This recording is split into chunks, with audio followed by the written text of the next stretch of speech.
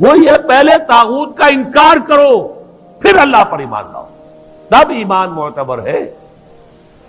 طاغوت کسے کہتے ہیں؟ طغا سے بنا ہے، طغا طغیانی، دریا اپنے حدود کے اندر بہ رہا ہے لیکن اب یہ کہ اس کی پانی ادھر چھلک گیا ہے، اپنے حدود سے کناروں سے نکل گیا، اسے کیا کہتے ہیں؟ طغیانی، طغیانی آئی ہوئی ہے، طغیانی۔ تو انسان کا اور جنوں کا مقام کیا ہے؟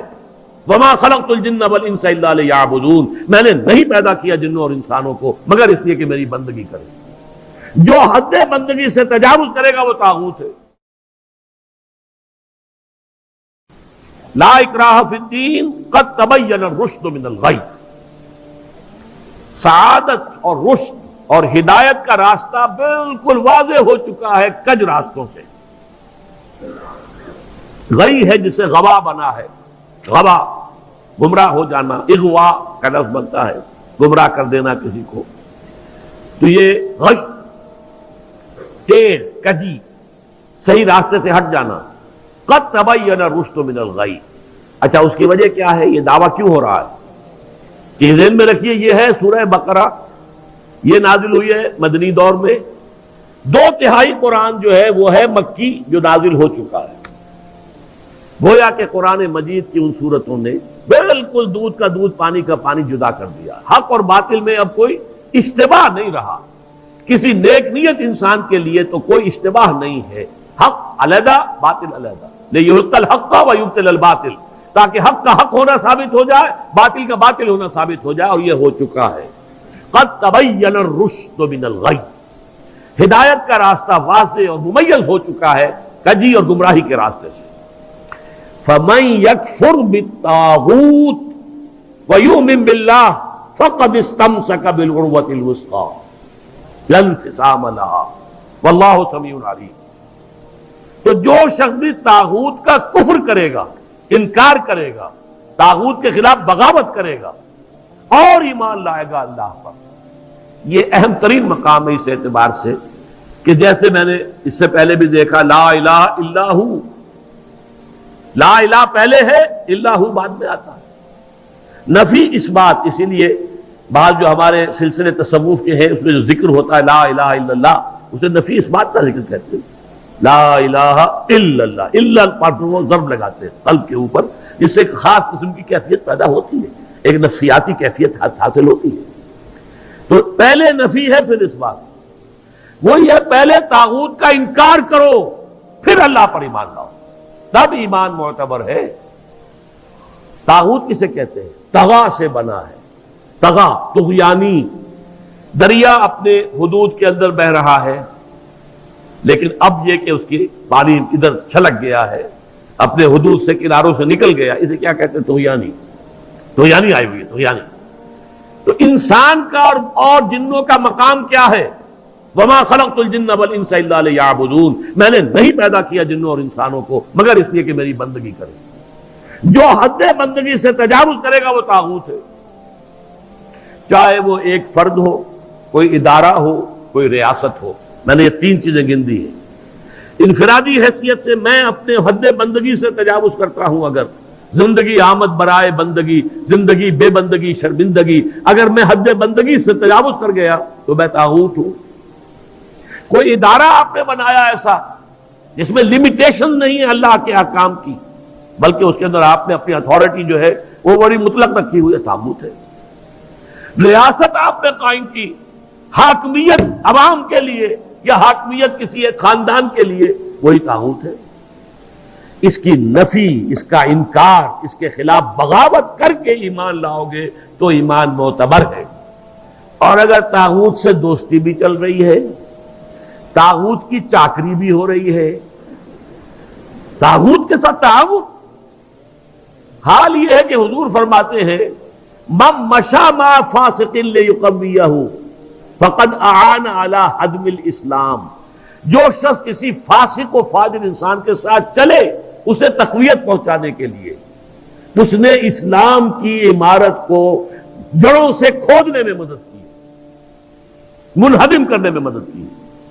من مشا صرف چلنا، آپ کسی کے ساتھ چلتے ہیں تاکہ تقویت اسے ہو جائے، لوگوں کو معلوم یہ بھی ان کے ساتھ ہے، من مشا مع فاسق، فاسق کافر بھی نہیں، فاسق ہو، لیقویہ، تاکہ اسے تقویت پہنچائیں، فقد اعان علی ہدم الاسلام، اسلام کی عمارت کو جڑوں سے کھود کر گرانے میں مدد کی۔ ایک اور حدیث میں آیا اذا مدح الفاسق، جب کسی فاسق کی مدح کی جاتی ہے، غضب اللہ تعالی واہتز لہ العرش، اللہ تعالیٰ انتہائی غضبناک ہوتے ہیں اس درجے کہ عرش کانپنے لگتا ہے، تھرا اٹھتا ہے عرش، اتنا غضب آتا ہے اللہ تعالیٰ کہ ایک شخص میرا باغی ہے، میرا فاسق ہے، فاجر ہے، اور اس کی مدح کی جا رہی ہے۔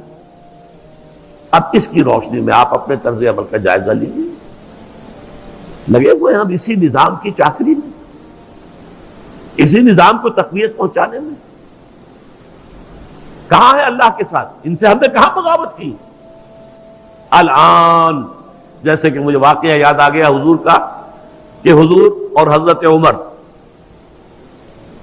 ساتھ ساتھ چل رہے ہیں، کوئی چہل قدمی ہے یا کچھ اور معاملہ ہے، حضور پوچھتے عمر تمہیں مجھ سے کتنی محبت ہے؟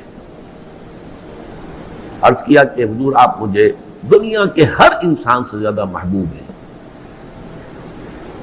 اب آپ آنکھوں میں آنکھیں ڈال کر پوچھتے ہیں اور اپنی جان سے؟ اب ایک تو اندازہ کیجئے کہ یہ سوال کسی ایسے شخص سے نہیں کیا جا سکتا جس سے ذرا بھی بال برابر بھی بودھ ہو دل میں، تو خالص وہ بہت ہی مقرب ہوگا، اسی سے یہ بات کہی جائے گی، اپنی جان سے۔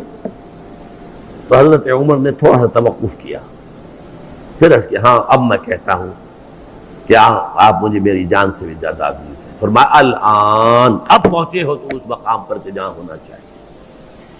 تو الآن والا معاملہ یہ ہے کہ انسان تن من دھن اپنی زندگی ہر شے لگا دے طاغوت کے خاتمے اور حق کے غلبے کے لیے۔ وہ ہے جہاں سے بات شروع ہوئی تھی، لگا دو، کھپا دو، صرف کر دو۔ یا ایھا الذین آمنوا انفقوا مما رزقناکم من قبل ان یاتی یوم لا بیع فیہ ولا خلۃ ولا شفاعۃ والکافرون هم الظالمون۔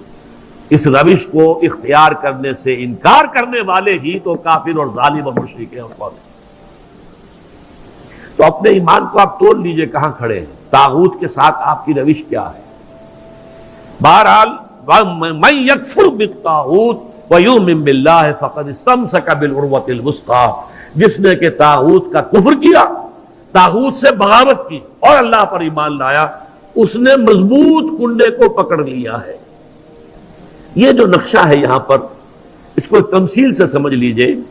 سمندری جہاز پہ فرض کیجئے کچھ شخص عرشے پر کھڑا ہوا ہے، کوئی ہچکولا ایسا آیا کہ گر گیا سمندر میں، اور آپ کو معلوم ہے کہ اس کے ساتھ کنڈے لگے ہوتے ہیں۔ اگر کوئی کنڈا اس کے ہاتھ میں آ جائے، فرض کیجئے تیرنا ویرنا نہیں جانتا غریب، کنڈا ہاتھ میں اگر آ گیا تو وہ کنڈا کبھی نہیں چھوڑے گا، وہ اس لیے کہ اس کنڈے کے ساتھ اس کی جان وابستہ ہے۔ بلکہ میں کہا کرتا ہوں کہ اگر کوئی شارک مچھلی آ کر اس کی ٹانگ کاٹ کے لے جائے تو وہ کہے گا جائے، لیکن یہ کہ میں اس کنڈے کو نہیں چھوڑوں گا، اس لیے کہ یہ کنڈا ہے کہ جس کے ساتھ میری اب جان وابستہ ہے۔ اسی طریقے سے گویا کہ انسان اپنی حفاظت اور تحفظ کے لیے وَمَن يَكْفُرْ بِالطَّاغُوتِ وَيُؤْمِن بِاللَّهِ فَقَدِ اسْتَمْسَكَ بِالْعُرْوَةِ الْوُثْقَىٰ، اس کا ہاتھ اس مضبوط کنڈے پر آ گیا کہ جس کے بعد اس کی گمراہی نہیں ہے۔ لَا انفصام لَهَا، جیسے کنڈا مضبوط ہے، وہ اپنی جگہ سے نکلنے والا نہیں ہے، وہ ہٹنے والا نہیں ہے، جگہ چھوڑنے والا نہیں ہے، ٹوٹنے والا نہیں ہے۔ لَا انفصام لَهَا، ایسا کنڈا اس پر اس کا ہاتھ آ گیا ہے۔ واللہ سمیع علیم، اللہ تعالیٰ سب کچھ سننے والا، سب کچھ جاننے والا ہے۔ یہ سمیع علیم تنوین کے ساتھ یہ صفات ہیں۔ السمیع ہوتا تو اللہ کا نام ہو جاتا، العلیم ہوتا تو اللہ کا نام ہو جاتا۔ اللہ ولی الذین آمنوا یخرجہم من الظلمات الی النور۔ دیکھیے ترک موالات کی میں نے بات کی تھی نا، اب یہاں ولایت آ گئی۔ اللہ ولی ہے، پشت پناہ ہے، مددگار ہے، محافظ ہے، حمایتی ہے اہل ایمان کا۔ یعنی یہ جو کشاکش ہوگی اب حق و باطل کے مابین، طاغوت کے خلاف تمہیں جہاد کرنا ہے، کفر کرنا ہے، احقاق حق ابطال باطل کی جدوجہد کرنی ہے، تو تمہیں کسی کا سہارا درکار ہے، اللہ کا سہارا، اللہ کی مدد۔ جیسے حضور سے بھی کہا گیا وَاصْبِرْ وَمَا صَبْرُكَ إِلَّا بِاللَّهِ، اے نبی صبر کیجئے اور آپ کا صبر تو اللہ ہی کے سہارے پر قائم ہے۔ قوت تو آپ کو اللہ سے ملتی ہے. مسلمانوں سے کہا گیا وَاسْتَعِينُوا بِالصَّبْرِ وَالصَّلَاةِ، مدد حاصل کرو صبر سے بھی اور نماز سے بھی. تو اسی طرح فرمایا اللہ کی مدد شامل حال رہے گی. اللہ ولی الذین آمنوا، اللہ ولی ہے اہل ایمان کا. اور یہ رشتہ جو ہے موالات باہمی یا جسے ولایت باہمی کہتے ہیں.